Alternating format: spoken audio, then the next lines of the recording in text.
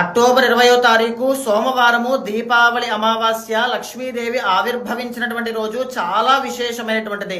ఆర్థిక సమస్యలున్నా, రుణ బాధలున్నా, లక్ష్మీ కటాక్షం కూరుకుంటూ ఉన్నా, కుటుంబంలో తెలియనటువంటి తగువులు అవుతున్నాయి, విపరీతమైన శత్రువులు ఉన్నారనుకున్నా ఏదైనా సరే లక్ష్మీ కటాక్షం కావాల్సిందే.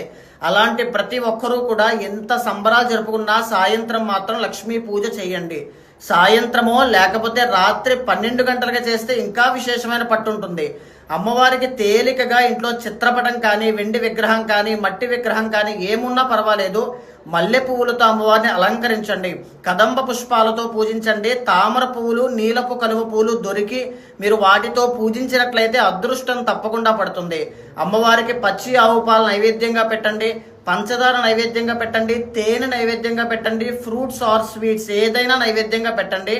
మరీ ముఖ్యంగా నేను పైన పెట్టేటువంటి మంత్రాన్ని 108 సార్లు నుంచి 1008 సార్లు కానీ 216 సార్లు కానీ జపం చేయండి. విత్ ఇన్ డేస్లో మీకు ఆ రిజల్ట్స్ అనేటువంటివి కనబడతాయి.